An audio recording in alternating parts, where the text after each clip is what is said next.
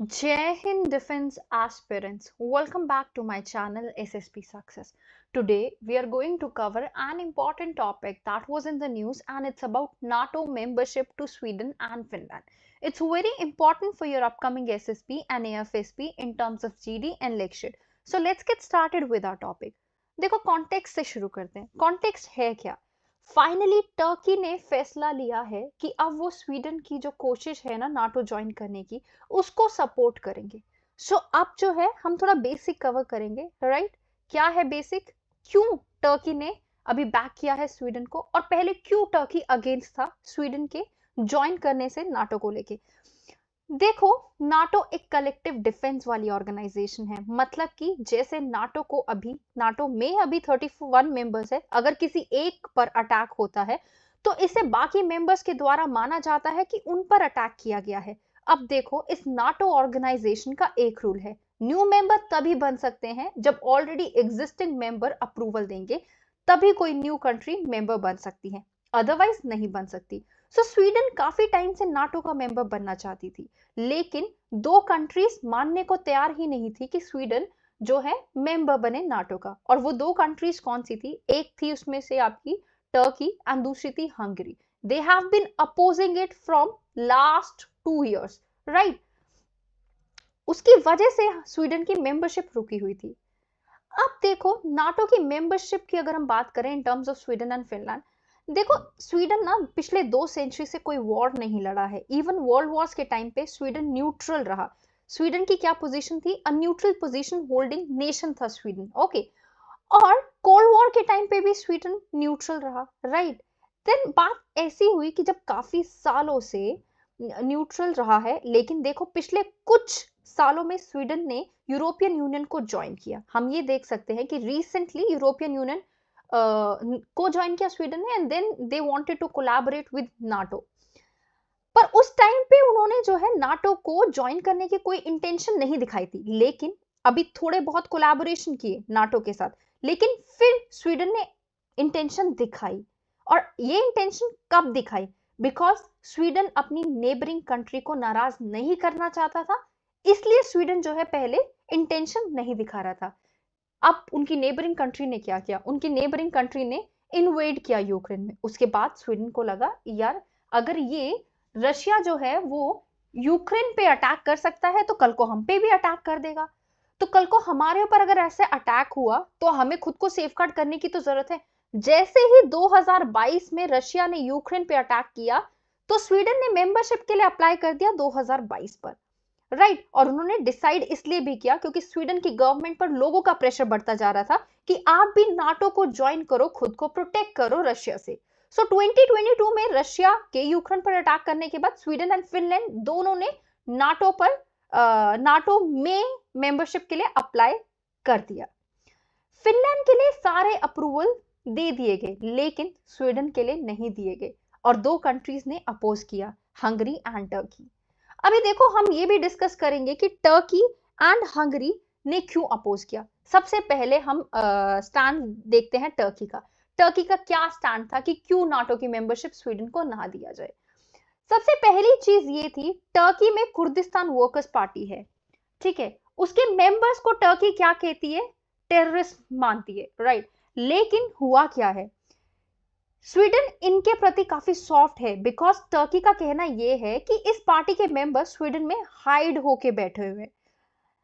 तो कहीं ना कहीं ये होता है कि वो एक्चुअली क्या होता है ना, जब किसी कंट्री में ऐसा होता है तो यूजुअली एक्सपेक्ट करती है दूसरी कंट्रीज कि वो उनको हेल्प करे, सो दैट उनको वो कॉट कर ले. बट ऐसा स्वीडन नहीं किया, स्वीडन ने ऐसा हेल्प ही नहीं किया, राइट? दूसरी चीज ये है, टर्की जो है एक एम्बिशियस, कहीं ना कहीं हम कह सकते हैं मुस्लिम लीडर बनने की कतार में है.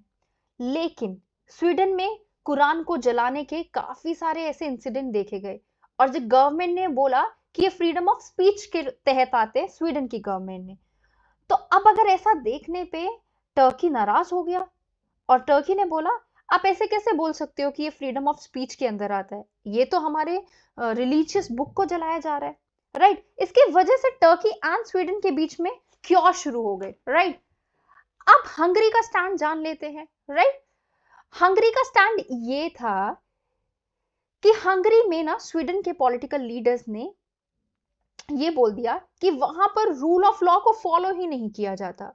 राइट, हंगरी इसलिए जो है नाराज था क्योंकि इन्होंने बोला कि हंगरी में डिक्टेटरशिप ही नहीं है, और ये किनके द्वारा रिमार्क दिए गए, that was given by Sweden people only. Right, और इससे क्या हुआ, इससे ये लोग नाराज हो गए और बोला कि आप लोग क्यों इंटरप्ट कर रहे हो हमारे इंटरनल मैटर्स में। राइट, ये बोला गया हंगरी के द्वारा।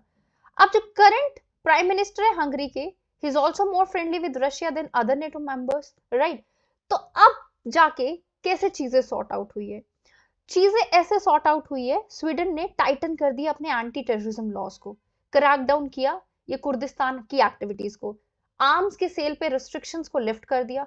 स्वीडन सपोर्ट कर रहा है टर्की को यूरोपियन मेंबरशिप के बिड के लिए। एंड अब जब स्वीडन के लिए टर्की मान गया है, तो माना जा रहा है हंगरी भी मान जाएगा। राइट, अब अगर स्वीडन ऐड हुआ नाटो में, तो स्वीडन क्या लेके आएगा, a huge part of Baltic Sea under NATO territory आएगा। सिग्निफिकेंस, ये टेरिटोरियल कंट्रोल प्रोवाइड करेगा, strategic basis close to Russia, supply lines को मोर स्ट्रीमलाइन करेगा, डिफेंड करने में हेल्पफुल होगा एसेट्स जो सी में है, modern and advance military and equipment आएंगे जो स्वीडन में है already, that would be helping NATO's mission. Right, so अब कंक्लूजन की अगर हम बात करें, देखो नाटो का मेंबर होना that is a very good thing, because कोई भी कंट्री पे अटैक करेगी वो 31 के मेंबर अटैक करेंगे वापस। थोड़ा सा जान लेते हैं नाटो के बारे में। NATO is North Atlantic Treaty Organization, एक मिलिट्री अलायंस है जिसको अप्रैल 1949 में बनाया गया था by United States, Canada and several other Western European nation, जिसका एम था कलेक्टिवली सिक्योर करना under Soviet Union. There are 30 member states. Original members कौन कौन से थे, Belgium, Canada, Denmark, France, Iceland, Italy, Luxembourg, Netherland, Norway, Portugal, United Kingdom and United States. अभी original signatories कौन कौन थे, ग्रीस एंड टर्की 1952 के, वेस्ट जर्मनी 1955 के, एंड फ्रॉम 1990 जर्मनी, स्पेन 1982, सीजैक Republic, Hungary and Poland. They were from 1999 Bulgaria, Estonia, Latvia, Lithuania, Romania, Slovakia, Slovenia 2004 के, and then Albania and Croatia 2009 के, Montenegro 2017 के, north मर्सिडेनिया 2020 के। राइट, फ्रांस ने withdraw किया है अपने आप को from integrated military command of NATO in 1966, but अभी भी मेंबर है ऑर्गेनाइजेशन का। It resume its position in NATO military command that was there in 2009।